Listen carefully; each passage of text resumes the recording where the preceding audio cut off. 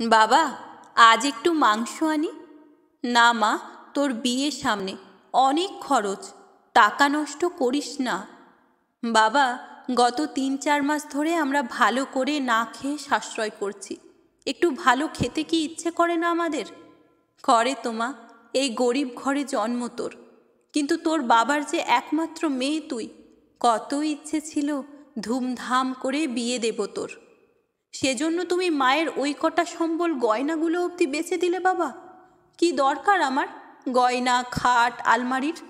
ওরা তো এসব কিছুই চায়নি। আমি মেয়ের বাবা রে মা, খালি হাতে তোকে পাঠাই কি করে?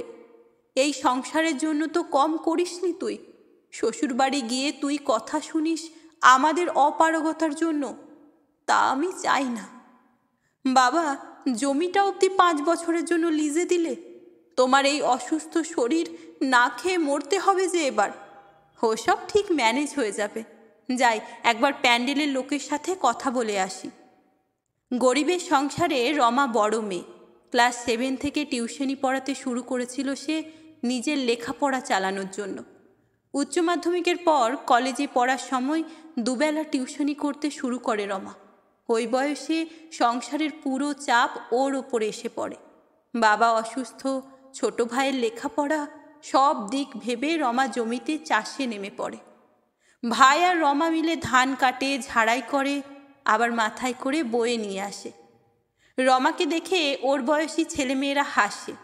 রমা জানে এ সংসারে খেয়ে বেঁচে থাকতে হলে খেটে রোজগার করার জন্য হাসির খোরাক হলেও সমস্যা নেই। রমা এটা সবসময় মানে কোনো কাজই ছোট নয়। রমার স্বপ্ন ভাইকে উচ্চশিক্ষিত করবেও। কলেজ লাইফ শেষ হলে রমা একটা ডায়াগনস্টিক সেন্টারে 8,000 টাকার মাইনের চাকরি পেল। ওই টাকা আর টিউশনি করা টাকা দিয়ে রমা একটু একটু করে সংসারের হাল ফেরানোর চেষ্টায় লেগে পড়ল। একটা ছোট্ট বাথরুম তৈরি করলো, যেটা ওদের ছিল না। খড়ের চালের পরিবর্তে অ্যাসবেস্টস লাগালো ঘরের উপর। রমা ভীষণ বুঝে খরচ করে। রমার কলিগরা ওকে কিপটে বলে, কিন্তু ওরা জানে না ফুচকার পরিবর্তে 2 টাকার মুড়ি আর একটা লঙ্কা দিয়ে খিদে মেটানোর কারণটা। বাড়ি ফেরার সময় বাবার ওষুধের দাম মেটাতে গিয়ে খালি হয় ওর মানি ব্যাগ। রমা চেয়েছিল সংসারটা গুছিয়ে তারপর বিয়ে করবে।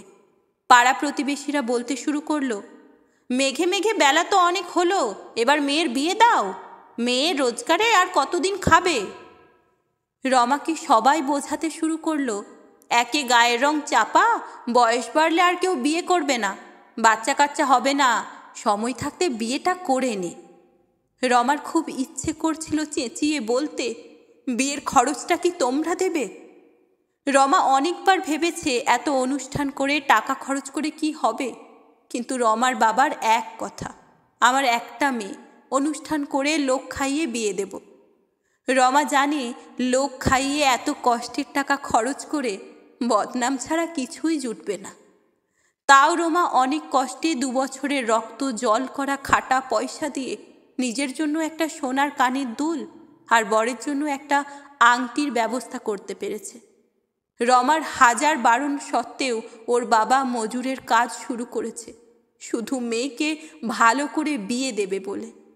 আজ রমার বিয়ে। সকাল থেকে সানাইয়ের শব্দ শোনা যাচ্ছে। রমার মন খারাপ ভীষণ, তার বাড়ি, বাবা, মাকে ছেড়ে যেতে হবে বলে। বিয়েটা যার সাথে হচ্ছে সে রমার ছোটবেলায় বন্ধু ছিল। এত বছর পর একসাথে নিজেদের সুখ দুঃখ ভালো মন্দ ভাগ করে নিয়ে ওরা ঠিক করেছে একসাথে থাকার। যথারীতি ছেলের বাড়ি থেকে হলুদ এলো। পাড়ার কাকিমারা গায়ে হলুদ দিতে এসে বলল, এতদিন ধরে বিয়ে করবি বলে চাকরি করে টাকা জমিয়ে শুধু একটা দুল কিনেছিস? গলাটা যে একেবারে ফাঁকা, ছোট একটা সোনার চেন কিনতে পারতিস। রমার এক পিসি বলে উঠল, শাড়িটা পুরো জাল যে, একটু বেশি দামি শাড়ি অন্তত কিনতে পারতিস। এত কিছু শুনতে শুনতে রমার মাথা ব্যথা শুরু হয়ে গেল। কাকা জ্যাঠার মেয়েরা এসে বলল, একটা ক্যামেরা ভাড়া করতে পারিসনি দিদি? এখন সব বিয়েবাড়িতেই ক্যামেরাম্যান ছবি তোলে। সন্ধ্যায় পাড়ার এক দিদি রমাকে সাজাতে এসে বলল, অর্ধেক সাজার জিনিসই তো কেননি, এই দিয়ে সাজাবো কিভাবে? রমা বলল, যা হয় ওই দিয়েই সাজিয়ে দাও। সন্ধ্যায় বর আসতেই পাড়ার লোক উৎসুক হয়ে বর দেখল। তারপর পকোড়া কফির স্টল খুঁজে না পেয়ে ফুচকা খেতে খেতে বলল, রমার বর কানা নাকি গো? না গো মানুমাসি, একটা চোখ বোধহয় ছোট। ছেলের দোষ না থাকলে কি আর এমন হা ঘরে বিয়ে করে? তুমি দেখছো শুধু ফুচকা করেছে, একটু পকোড়া তো করতে পারতো। এদিকে একসাথে খেতে বসেছে রতন আর হারু। পাতে ভাত দিতেই হারু বলে উঠল, এত মোটা, কি চাল এটা? রেশনের নাকি বাড়ি বাড়ি থেকে চাল তুলেছে রমার বাপ? চারিদিকে হাসির রোল উঠল। মাছ নিয়ে রতনের দাবি আরও দুটো মাছ চাই, পেটির পিস। মাংসের বেলায় বলল, 1 পিস 2 পিস কি দিচ্ছিস? মানুষকে খেতে দিবি না পেট ভরে? মিষ্টি 2 পিস দেওয়াতে ওরা বলল, পুরো বালতি বসিয়ে দে, আজ দেখ কত মিষ্টি খেতে পারি আমরা, হয়ে যাক কম্পিটিশন। খাওয়া শেষ হলো সবার। অর্ধেক খাবার নষ্ট করে মাংসের নুন, শক্ত ভাত এসব নিয়ে সমালোচনা করতে করতে সবাই বেরিয়ে এলো। যাওয়ার আগে অবশ্য রমার বাবাকে ভালো রাঁধুনি না রাখার ফলাফল আর কোথায় তারা সেরা বিয়ে বাড়ি খেয়েছে তা জানাতে ভোলেনি। বিয়ে শেষে রমা ঝামেলা শুনে বেরিয়ে এসে দেখল, যাদের আনন্দ করে খাওয়াবে বলে অসুস্থ শরীরে ওর বাবা মাটি কাটার কাজ অবধি করেছে, তারাই বলছে মাংস শেষ, মিষ্টি শেষ। খাওয়ানোর ক্ষমতা যখন নেই তাহলে নেমন্তন্ন করে ডেকে এনে অপমান করার মানেটা কি? রমা দেখল ওর বাবার চোখে জল। দীর্ঘশ্বাস ফেলে অস্ফুটে বলল, এরই নাম সমাজ। প্রতিটা বাবার কাছে তার মেয়ে রাজকন্যা।